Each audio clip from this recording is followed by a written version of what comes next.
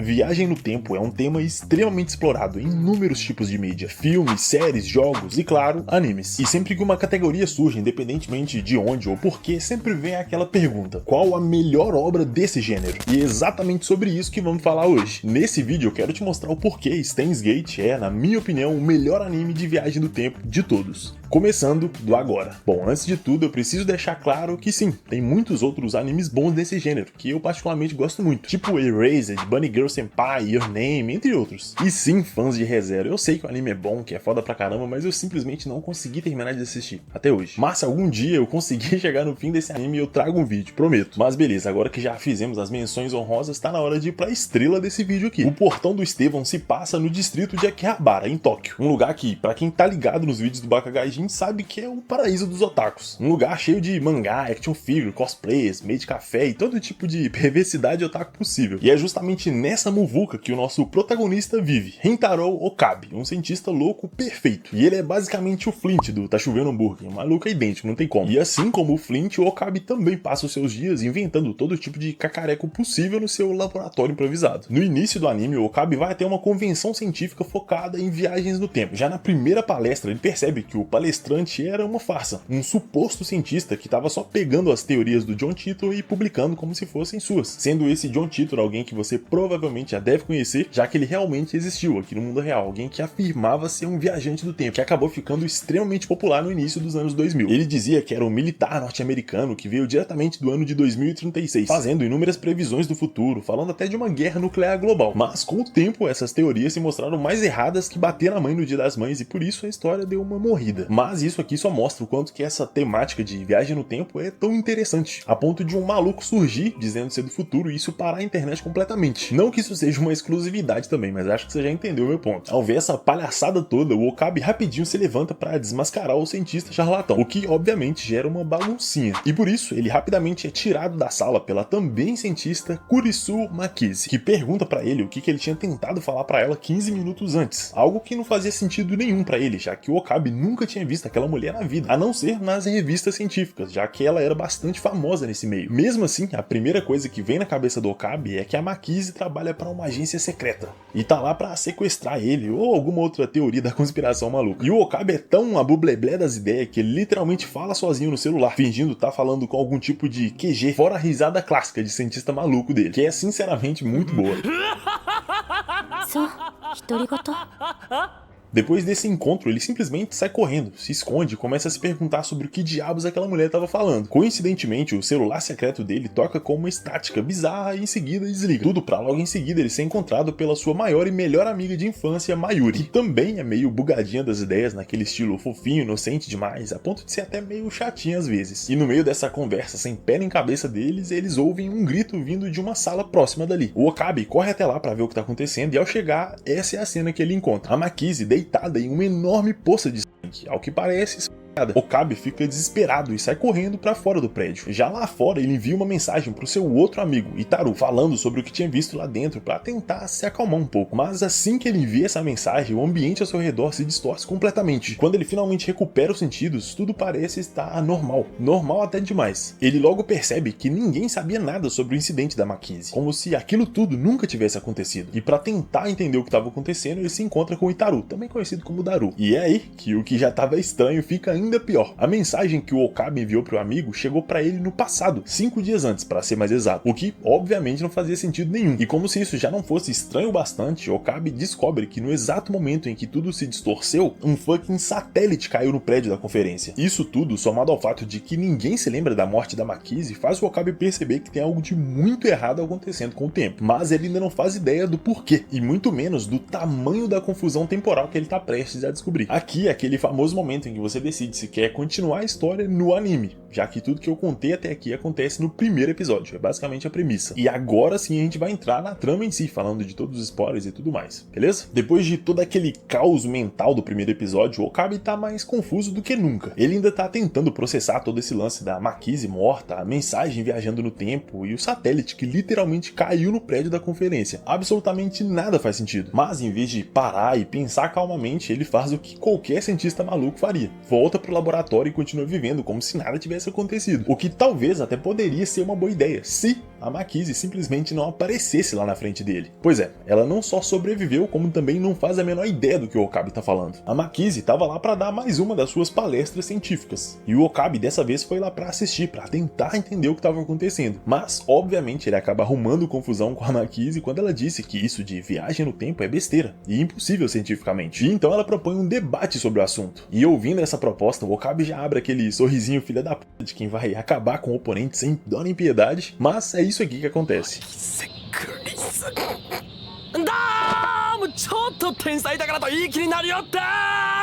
Inclusive, spoiler pra vocês, esse anime também é muito engraçado. Tem umas cenas que, nossa senhora, é de matar de rir, na moral. Tipo quando ele encontra um outro amigo muito próximo chamado Luka Utsushibara, que trabalha como sacerdotisa num templo. Com ele, o Okabe age como se fosse o seu protetor, tipo um sábio mestre ou alguma coisa assim. Até fingindo que a sua mão tá possuída pro Luka poder exorcizar ele e se sentir melhor no seu treinamento como sacerdotisa. Ao mesmo tempo que ele parece ter algum tipo de quedinha pelo amigo, por conta do seu jeito extremamente delicado e feminino.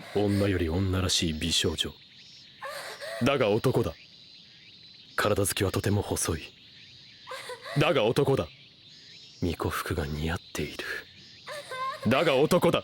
Momentos como esse aqui se encaixam perfeitamente com o clima do anime, e principalmente com a personalidade do Okabe, que por mais que seja meio doido e excêntrico, é extremamente gente boa. Mais tarde, voltando ao seu laboratório, o Okabe percebe que toda a informação sobre o John Titor desapareceu da internet, assim como os livros que ele tinha sobre ele. É como se ele nunca tivesse existido como antes. E por isso ele começa a procurar em vários fóruns online até encontrar por acaso um usuário que se apresenta como sendo o próprio John Titor. E em uma das suas publicações mais recentes, ele fala abertamente sobre os detalhes do futuro de onde veio. Nesse futuro existe uma organização extremamente poderosa, conhecida como CERN, que possui o monopólio total das máquinas de viagem no tempo. Nem as corporações, nem os civis mais poderosos podem adquirir uma delas, simplesmente porque ao longo da história eles têm usado as máquinas do tempo para se beneficiar de todas as formas possíveis, distorcendo completamente a realidade conforme a sua própria vontade. E essa foi a razão para ele ter vindo do futuro, para consertar a linha do tempo, impedindo que a CERN alcance o poder antes que seja tarde demais. Ele também aproveita para explicar o funcionamento básico das linhas do tempo, usando como exemplo o paradoxo do avô, que é basicamente a ideia de que se você voltar no tempo e, sei lá, matar o seu avô antes que ele tivesse filhos, o que aconteceria com o futuro? Existem várias teorias sobre como o paradoxo do avô poderia ser resolvido ou evitado, mas no anime essas duas são as principais. A primeira é dos eventos fixos. Ela diz que certos eventos no tempo são imutáveis e que o passado não pode ser alterado, independentemente das tentativas. Nesse caso, o viajante do tempo nunca conseguiria matar o avô, porque o tempo ia corrigir qualquer ação que pudesse levar a um paradoxo. Mas se tiver ficado confuso, e eu sei que provavelmente ficou, porque paradoxos são confusos, eu vou deixar aqui em cima no card um link para um outro vídeo que explica isso muito bem, do canal Nerdologia. Eu convido todo mundo a conhecer porque é excepcional. Mas voltando aqui pro nosso anime, a segunda teoria apresentada é que não existe só uma linha do tempo, mas infinitas linhas temporais paralelas. E caso algum viajante altere algum acontecimento no passado, uma nova linha é criada, impedindo o paradoxo do avô de acontecer. E eu acho que a essa altura você já tá começando a entender para onde a história vai, né? Pois é, mas relaxa que piora, e muito. No meio de uma volta pela cidade, o Okabe percebe que tem alguém tirando foto dele, naquele maior estilão stalker, o que obviamente faz ele lá tirar a satisfação. E é aí que ele conhece outra personagem extremamente importante na nossa história, a Moeka. Ela diz que tá tirando fotos apenas para se lembrar do que fez, por onde foi e por aí vai. Ela em si tem um jeito extremamente introvertido e tímido, ao ponto de só conseguir se comunicar direito pelo celular. A Moeka então faz um acordo com o Okabe, dizendo que vai sim apagar a foto dele se ele ajudar ela a encontrar uma coisa que ela tá procurando há muito tempo, que nesse caso é um computador muito, mas muito velho chamado IBM 5100, que também vai ser muito importante na nossa história, mas isso a gente só vai descobrir mais pra frente. Já que no meio dessa paranoia toda ainda tem um evento muito mais bizarro, o experimento da banana. Dentre os seus inúmeros cacarecos científicos, ele tem um micro-ondas telefônico, que inicialmente era para ser um micro-ondas que ligava e desligava por comandos telefônicos, basicamente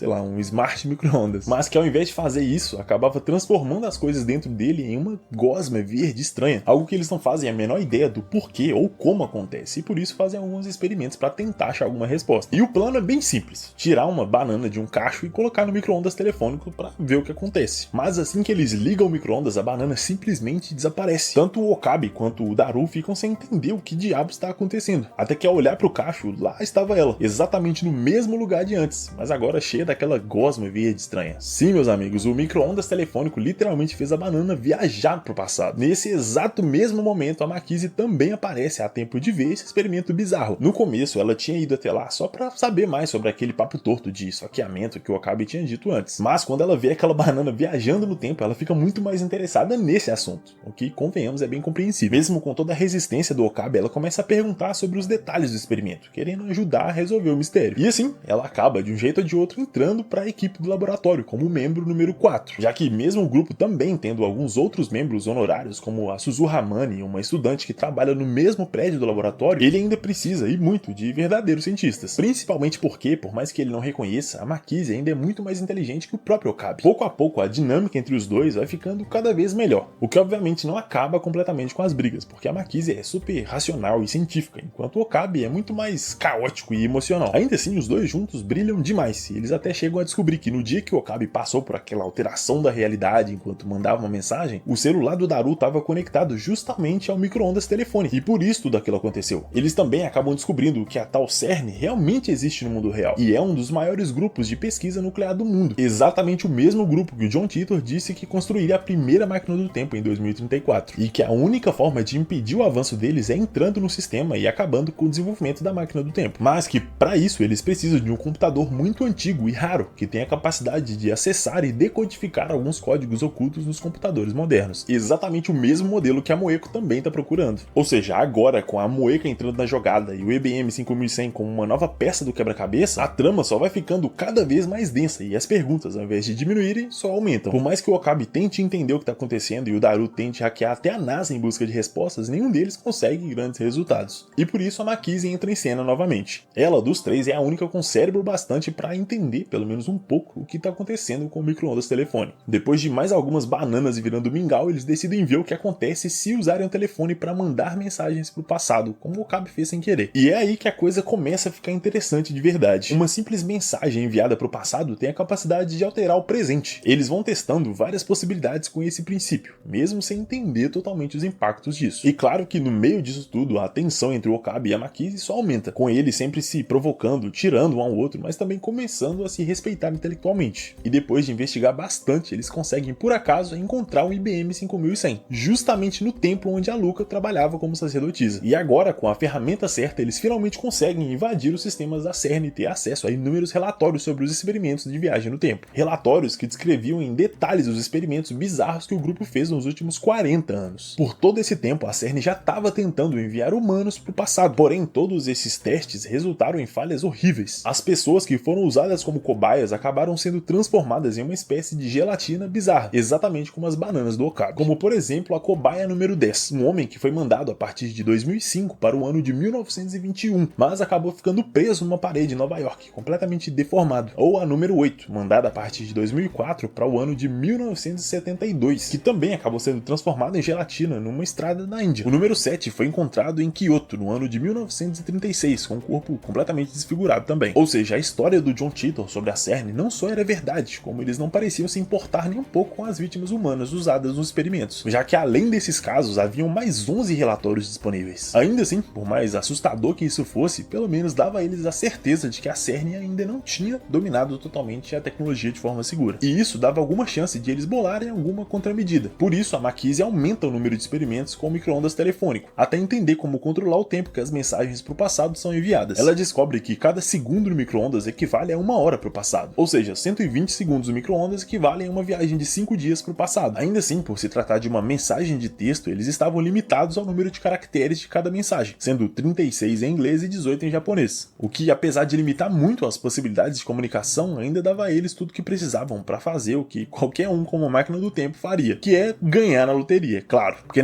não dá para combater nenhuma super organização secreta sem dinheiro no bolso. E assim, eles fazem. Mandam a mensagem com os números na Mega da Virada para facilitar um pouco as coisas. Mas nem em anime a vida de pobre é fácil, e por isso tudo isso acaba dando muito errado. A mensagem realmente chega no passado, mas o Luca, na hora de comprar o bilhete, acaba errando o número, o que faz eles perderem o prêmio. Ainda assim, o Okabe acaba percebendo algumas pequenas mudanças na realidade ao seu redor depois dessa mensagem, o que provava que sim, era realmente possível mudar o passado, criar uma nova ramificação da realidade, onde tudo aquilo tinha acontecido de fato. Claro que toda essa confusão temporal só deixa o Okabe que já era muito medroso, ainda mais assustado. Principalmente quando ele volta a falar com John Titor em busca de respostas e acaba com ainda mais perguntas. Ele explica que viajar no tempo ainda mantendo as próprias memórias não era algo comum e que na verdade nem deveria ser possível, e que isso fazia do Okabe alguém especial e provavelmente o único capaz de enfrentar a Cerny de verdade, além de tecnicamente também ganhar a capacidade de modelar a realidade ao seu redor. Ao saber disso, por acaso, a Luca pede ao Okabe um favor, que ele envie uma mensagem pro passado que possa fazer dele uma garota, já que era assim que ele se sentia de verdade, o que, convenhamos, viria muito a calhar pro Okabe também, e assim ele aceita a missão. Mas se você não fugiu da aula de biologia, deve estar se perguntando como diabos eles vão mudar o sexo de alguém só com uma mensagem de texto pro passado. Pois é,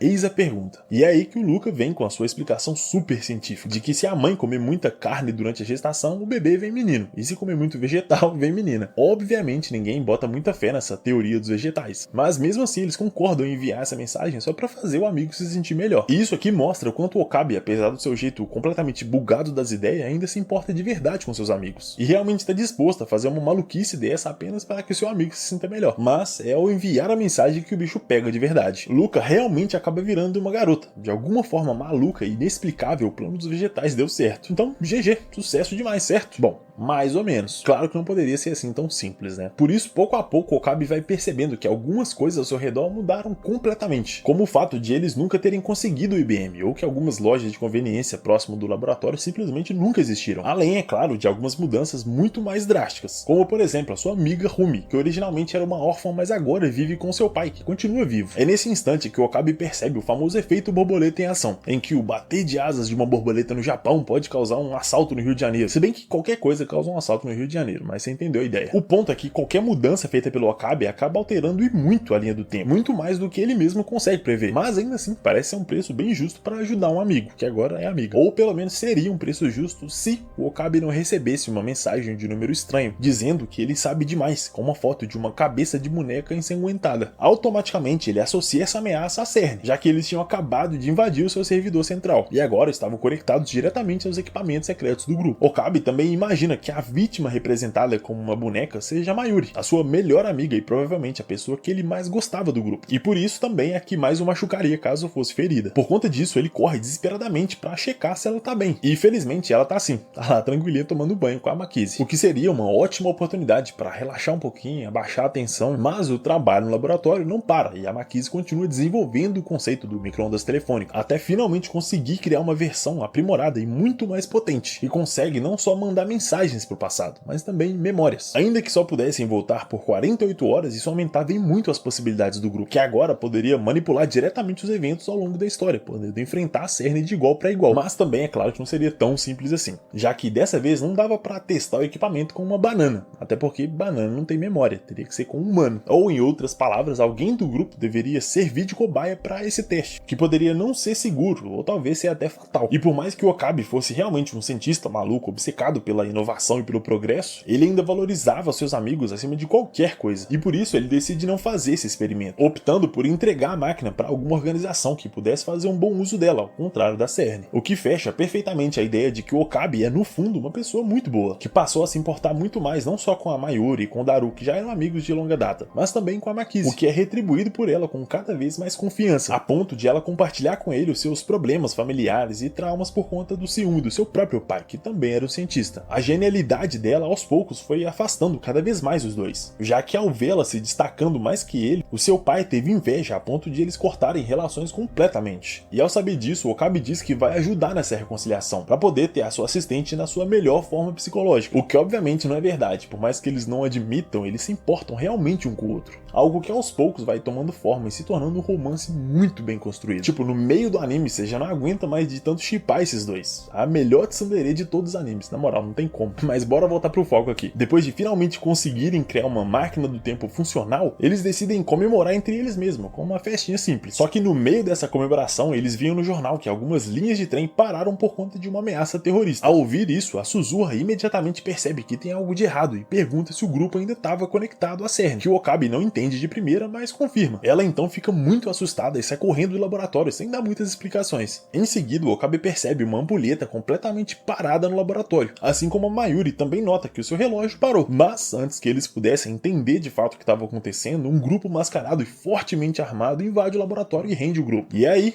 das sombras, ela se revela, com uma postura completamente diferente de antes. Moeka, a mulher tímida e calada, é na verdade uma agente secreta de uma organização misteriosa. Ela diz que a CERN vai levar a máquina do tempo, e que Okabe, Makize e o Daru serão levados como reféns. E a Mayuri?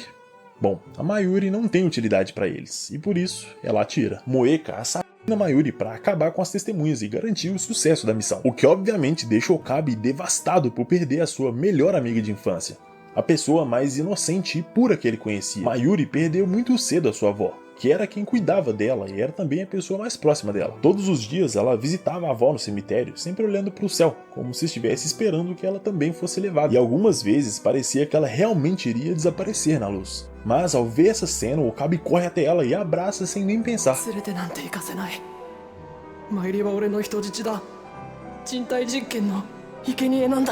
Essas palavras, que também saíram quase sem querer, eram de uma série de TV que eles viram juntos na infância, sobre um cientista louco que gritava isso em todo episódio. E é exatamente por isso que eles eram tão importantes um pro outro. Ela foi uma das principais razões para ele se tornar um cientista, e ele foi a única pessoa realmente importante que sobrou na vida da Mayuri. E por isso, perder ela estava completamente fora de cogitação. No exato momento em que a Moeka faz o disparo, Suzuha invade o laboratório e consegue neutralizar todos os invasores, exceto a Moeka. Um impasse acontece, mas numa pequena distração, Suzuha consegue disparar contra a Moeka, o que, ainda que não tivesse acertado, foi o bastante para dar uma janela pro grupo fugir. Okabe e Makize correm pro armário, acessando a máquina do tempo às pressas. Okabe decide voltar pro passado para, de alguma forma, tentar evitar que tudo aquilo acontecesse. Segundos antes do salto acontecer, ele vê a Makize também sendo baleada, o que aumenta ainda mais a urgência dessa missão, já que agora ele precisa salvar as duas desse fim terrível. Chegando no passado, Okabe sente pela primeira vez o peso de ser o único que sabe do que vai acontecer. A sensação de estar sozinho e não poder contar com a ajuda de ninguém deixa ele completamente fora de si, tentando de todas as formas impedir que elas corram perigo, o que inclui mandar todo mundo embora do laboratório enquanto ele continua procurando a Mayuri pela cidade. Depois de muito procurar, ele finalmente a encontra e decide ficar ao seu lado até que o evento passasse, para assim tentar garantir a sua segurança. Mas, assim que os jornais anunciam o fechamento das linhas de metrô, as mesmas pessoas começam a perseguir a dupla. Moeko encontra a Mayuri e ela acaba sendo atropelada por um carro. Okabe foge e mais uma vez volta no tempo, tentando evitar o que parecia cada vez mais inevitável. Novamente ele a encontra, dessa vez a levando pro metrô lotado, na esperança da multidão intimidar os assassinos, o que parece até dar certo no início. Mas quando o trem se aproxima da estação, uma criança conhecida do grupo corre em direção a ela para abraçar Mayuri, mas acaba tropeçando e acidentalmente a empurra nos trilhos do trem. Diante dessa cena horrível, Okabe agora parte para uma estratégia ainda mais agressiva. Ao voltar no tempo pela terceira vez, ele encontra a Moeka e ameaça atirar nela se ela não contar tudo o que sabe sobre o ataque ao laboratório. Mas além de ela não revelar nenhuma informação, Okabe acaba sendo capturado pelos comparsas da Moeko, e o ataque acontece do mesmo jeito. Okabe até consegue escapar e fazer o salto temporal mais uma vez, mas agora sem nenhuma esperança de mudar as coisas. O desespero foi tanto que ele ameaça até quebrar a máquina do tempo, simplesmente por não aguentar mais ver a sua amiga morrendo tantas e tantas vezes sem que ele pudesse fazer nada. E é só aqui que a Makize finalmente entende o que está acontecendo, que aquele comportamento estranho só poderia ser explicado pelo Okabe estar voltando no tempo, revivendo os eventos que ninguém conhecia até o momento. Mas agora ele não estava mais sozinho. A Makize era a mais inteligente do grupo e a pessoa perfeita para ajudar a resolver esse mistério, não só pela sua genialidade, mas principalmente por se importar com o grupo tanto quanto o próprio Okabe. Depois de ver tantas vezes ele agindo como um cientista louco que no fundo amava os seus amigos, ela decide fazer exatamente o mesmo.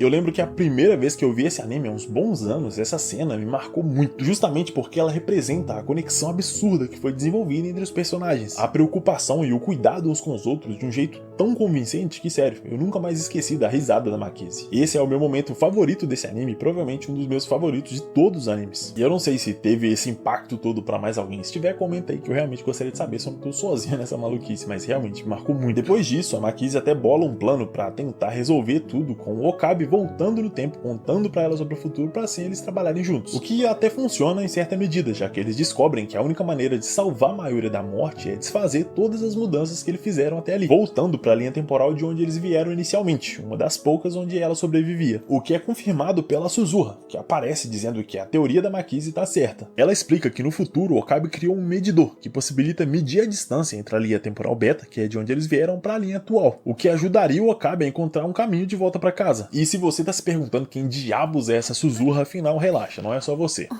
天音さんって。確実にプロだな。何かの。ほら行くよ。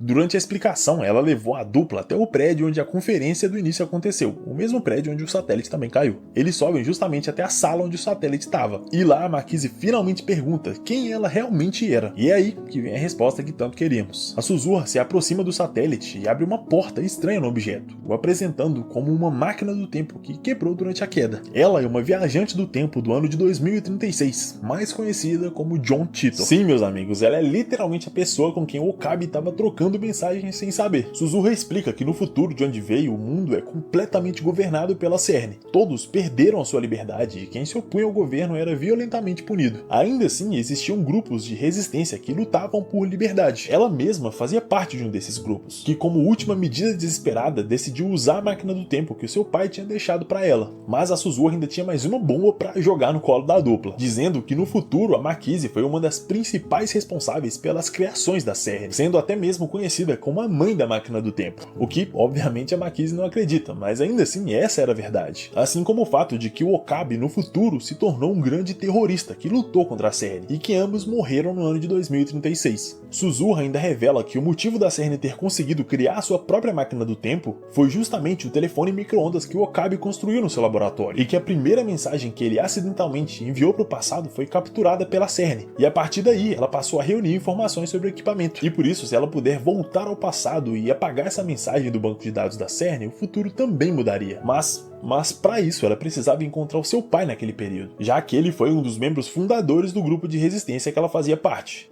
E provavelmente poderia ajudar a consertar sua máquina do tempo, já que foi ele mesmo quem construiu. E assim Suzuha e Okabe partem para encontrar o seu pai misterioso, usando a única lembrança que ela possui dele, um broche com um símbolo estranho, o que inclusive rende cenas muito engraçadas como essa aqui. Hey Master, I am math scientist. It's so cool, son of a bitch. O que pode parecer besteira, mas definitivamente não é. Esse mesmo vendedor consegue informações sobre o broche, dizendo que um homem apareceu pedindo para ele fazer um broche exatamente como aquele que o Okabe mostrou. Um homem que parecia um barril, ou em japonês, taru. A Mayuri consegue pegar todas essas dicas no ar e descobrir a resposta a partir do nome da máquina do tempo, que seguia o mesmo padrão usado no laboratório do Okabe. E quem nomeava todas as invenções do laboratório? Pois é, Daru.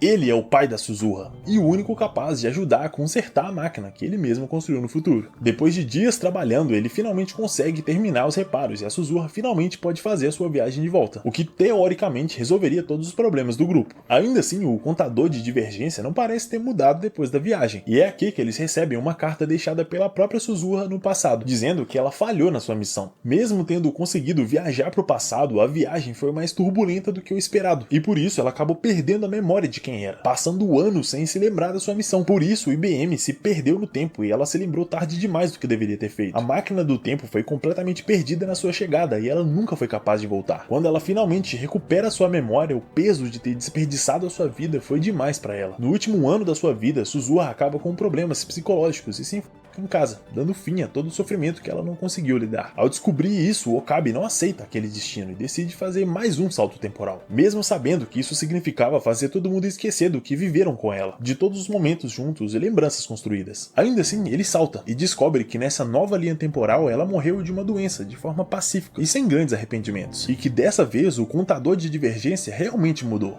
mas não o bastante para alcançar a linha temporal beta, que é de onde eles vieram. Mayuri ainda morria nessa linha temporal. o que forçava o Okabe e a Marquise a encontrar outra saída. E o novo plano era justamente o plano antigo, desfazer todas as mudanças anteriores para voltar para a linha original, o que significaria tirar o pai da Ferris, a tornando órfão novamente, desfazer a mudança de sexo da Luca, o que por mais que possa não parecer lá tão grande coisa, é sim um conflito moral muito pesado. A Luca realmente gosta do Okabe, e isso fica muito claro quando eles finalmente têm um encontro a dois, um momento único e muito importante para ela, em que o Okabe revela a verdade sobre a sua mudança, e que ele teria que desfazer tudo aquilo. 僕本当は戻りたくないです。男に戻ったら岡部さんへのこの気持ち封印しなくちゃいけないから。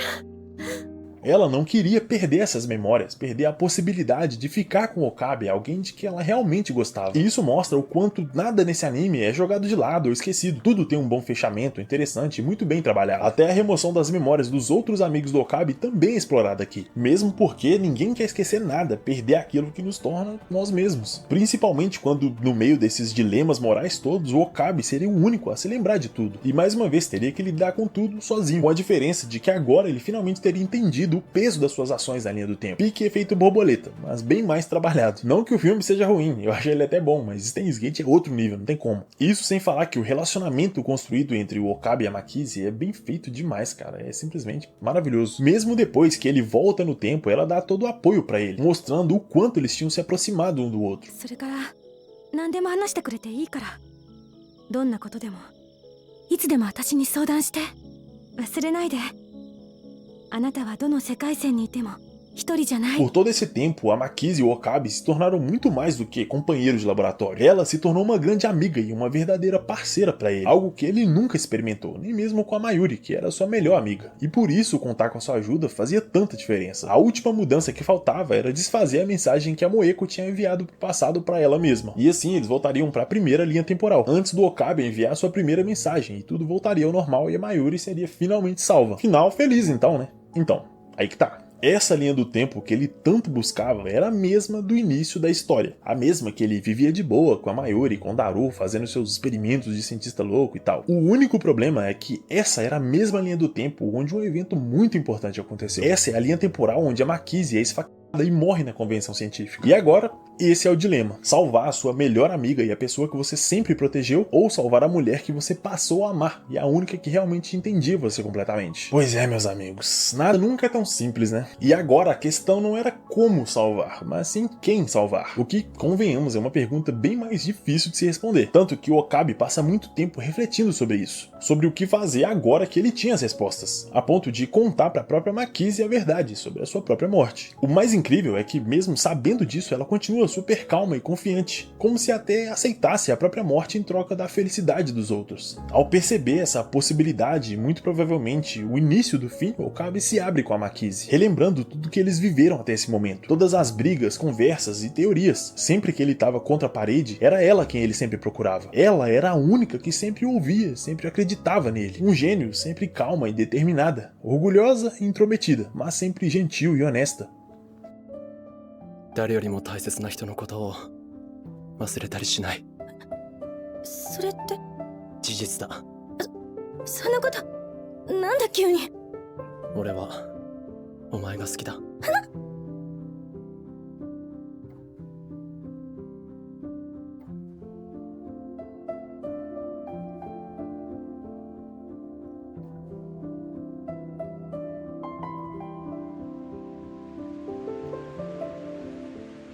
Eu lembro que no vídeo de Fullmetal que eu fiz, eu reclamei que os japas tacam um zete desnecessário em tudo quanto é anime, mas raramente desenvolvem um romance direito. Cara, Steins Gate tá aí pra mostrar como se faz, na moral. Aqui ele dá aula. Depois desse primeiro beijo, eles continuam se beijando com a desculpa de que ainda não foi o bastante. E que pra não esquecerem, eles precisariam de mais. E assim eles ficam por um bom tempo. Depois de tudo isso, a Marquise decide ir embora, deixar o Japão pra trás, pra tentar tornar o destino um pouco mais fácil de lidar. Mesmo sabendo que isso não mudaria o fato. Okabe ainda viveria num mundo onde ninguém se lembraria dela. Exceto ele. Ainda assim, por mais egoísta que possa parecer, ela gostaria que ele se lembrasse dela. Quando caminhasse pela cidade, quando tomasse uma lata de refrigerante ou quando beijasse alguém. Não precisava ser sempre, mesmo que fosse uma vez a cada 100. Ela estaria feliz. Okabe seria a prova de que Makise Kurisu realmente existiu. Ele seria o guardião da sua memória. E isso seria o bastante para ela. Um discurso muito bonito e a perfeita representação do seu amor por ele. Mas ainda assim, era um preço alto demais para se pagar. E por isso, no instante final antes do Okabe fazer o último salto temporal, Makise aparece no laboratório. Okabe, 私もOkabeのことが。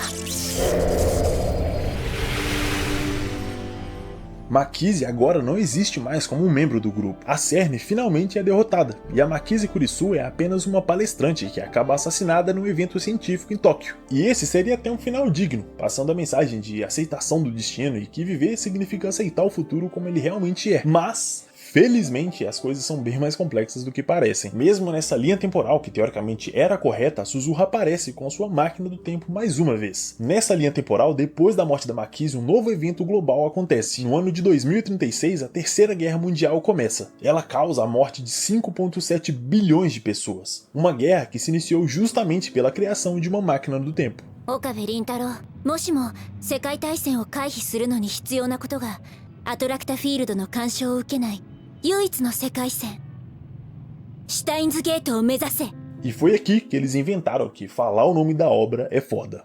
Mentira, mas ficou foda aqui, então tá valendo. Depois desse super argumento da Suzuha, ele aceita a missão e parte com ela na sua máquina do tempo. Eles voltam pro exato dia quando a Makise é esfaqueada. A Suzuha avisa para ele não deixar o seu outro eu o ver, já que isso geraria mais um paradoxo temporal. Ele deveria encontrar e proteger a Makise a todo custo, ainda que nas sombras. E depois de refazer os passos que lembrava, ele finalmente a encontra. E claro, a reação dele é completamente esquisita. Afinal de contas, ele tá vendo a pessoa que ele ama e que vai morrer em breve. O Okabe então se lembra do seu objetivo e segue na sua missão, se escondendo na sala onde ele sabia que ela seria esfaqueada, apenas esperando que o assassino chegasse para assim o impedir. E é aí que vem o plot twist. A pessoa que chega para encontrar a Makise é exatamente o pai dela, o professor palestrante na convenção que o Okabe interrompe lá no primeiro episódio. O encontro dos dois era justamente uma tentativa da Makise de ajudar o pai, dando a ele a sua pesquisa sobre uma máquina do tempo, para que assim ele pudesse publicar o artigo junto com ela e recuperar sua confiança como um cientista, o que ela acreditava que seria o bastante para ele voltar a tratar ela como uma filha, e não como uma inimiga no campo da pesquisa. Mas é claro que uma pessoa que faz isso com a própria filha não tem um mínimo de caráter, e por isso ele tenta roubar a pesquisa dela para publicar como se fosse só dele, algo que obviamente ela não concorda, e ouvindo isso ele começa a bater nela, descontando toda a sua inveja e ressentimento na pessoa que ele mais deveria cuidar. E é nesse momento que o Okabe sai das sombras para salvar a Makise. Ele luta com o pai dela para tentar impedir a sua morte, mas no momento que ele parte para cima dele, ela o salva, ficando na frente do golpe do Okabe, o que faz com que ele mesmo acabe Makise. E é aí que descobrimos que foi aquela pesquisa que deu início à corrida das máquinas do tempo, em que todas as potências mundiais aceleraram suas pesquisas para construir a sua própria máquina do tempo, o que iniciaria muito em breve a Terceira Guerra Mundial. E por mais que a Suzuha queira voltar e tentar de novo, o Okabe já estava esgotado de tudo isso. Ele não quer ter que assistir à morte da mulher que ele ama inúmeras vezes, assim como foi com a Mayuri. Ele finalmente entende que algumas coisas simplesmente não dá para evitar. Já era hora de aceitar a derrota e seguir em frente. Pelo menos era o que ele estava tentando se convencer. E é aí que vem a jogada de mestre do próprio Okabe. No dia em que a Makise morreu, durante a sua conversa com a Mayuri, ele recebeu uma mensagem estranha no celular, que não conseguiu ver no dia. Mas agora, depois de ter voltado no tempo e falhado em salvar a Makise, ele conseguia abrir essa mensagem. E ela era a chave. Um vídeo enviado pelo próprio Okabe do futuro, que dizia que sempre fez parte do plano ele falhar uma vez, para que assim ele pudesse receber a mensagem e descobrir a maneira certa de salvar a Makise.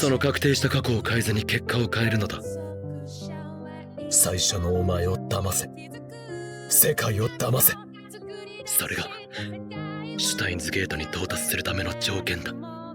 Agora o Okabe tem uma nova chance de mudar as coisas e resolver tudo de uma vez por todas. Ele se prepara para sua viagem, levando os equipamentos necessários para defender a Makise do pai, em seguida desmaiar ela e encenar a cena da sua morte, esperando que essa viagem realmente seja a última. Eles chegam no mesmo momento da última vez. Okabe parte para a sala onde tudo iria acontecer muito em breve, mas um dos itens que ele levou, o líquido que imitava sangue, havia secado pelas alterações das suas moléculas durante a viagem no tempo, o que só o deixava com o taser que usaria para desmaiar Makise. Ainda assim, ele precisava de alguma forma conseguir sangue o bastante para formar aquela poça gigantesca que o seu eu do passado viu sobre o corpo, e por isso Okabe faz o que ele sabe fazer de melhor: improvisar. Ele salta das sombras com a sua pose de cientista maluco, provocando o pai da Makise, o chamando de farsa e mentiroso, já sabendo que ele era um homem extremamente orgulhoso e que jamais permitiria esses insultos, o que o faz partir para cima do Okabe com a sua faca, o acertando em cheio na barriga. Ainda assim, o Okabe continua o confrontando e o ameaçando com seus poderes divinos de cientista genial, tudo para fazer com que ele sentisse medo e fugisse dali, mantendo a Makise em segurança. E é exatamente isso que acontece. O pai dela foge do local, acreditando que seria questão de tempo até sua morte. Agora só faltava apagar a Makise e montar a cena. Ele usa o taser, desmaiando ela e quase finalizando o plano. Mas uma coisa ainda faltava, uma coisa muito importante: o sangue. Por mais que o Okabe estivesse sangrando bastante, não era nem de longe aquela poça enorme que ele viu da primeira vez. E talvez com tão pouco sangue, o seu eu do passado pudesse se aproximar da Makise para checar se ela estava realmente morta. E nesse momento ele perceberia os seus batimentos cardíacos e o plano falharia completamente. Por isso, o Okabe decide levar sua missão até as últimas consequências. Ele usa a própria mão para abrir ainda mais o ferimento de faca no seu abdômen, derramando uma quantidade enorme de sangue no chão, exatamente como a cena que ele presenciou. Isso quase às custas da sua própria vida. Ainda assim, Suzuha o encontra e o ajuda a sair da sala, mas ainda havia algo que ele precisava fazer.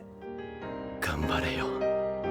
これから始まるのは人生で一番長く一番大切な3週間だ。 Se tudo der certo, os documentos da pesquisa seriam destruídos e a Makise salva, o que também salvaria o mundo da Terceira Guerra Mundial. Mas essa é apenas a teoria desenvolvida pelo Okabe do futuro, e as respostas só seriam reveladas quando eles finalmente voltassem para o presente. Lá descobrimos que a pesquisa realmente foi destruída, e o Okabe agora entrega a cada uma das pessoas que foram importantes na sua jornada uma insígnia do seu laboratório, representando a sua confiança e a sua participação como membros do grupo. Luka, Ferris, Mayuri, Daru e até Moeka, que jamais havia se envolvido com a CERN nessa linha temporal. Mas ainda faltavam alguns membros cuja insígnia continuaria guardada, esperando a sua chegada daqui a 7 anos, quando ela finalmente nasceria. E principalmente, havia um membro que ainda não sabia fazer parte do grupo, uma pessoa muito importante, mas que ainda assim só era conhecida pelo Okabe, o único que se lembrava de todos os sacrifícios e memórias que viveram juntos, e que mesmo não estando do seu lado, continuava satisfeito em saber que nessa realidade ela poderia viver. Okabe não sabia se ela estava escrevendo a sua tese em algum lugar do mundo, trabalhando em algum laboratório de pesquisa, ou até mesmo passando os dias pensando no seu pai. Ele sabia que ela não tinha as memórias de tudo que eles viveram juntos, as brigas, as conversas, os momentos felizes e principalmente o amor que eles sentiam um pelo outro. Mas tudo bem,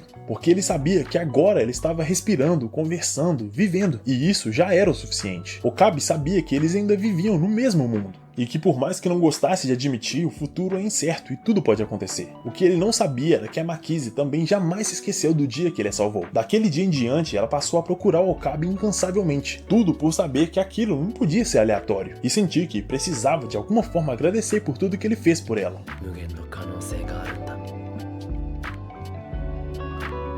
これがシュタインズゲートの選択だよ。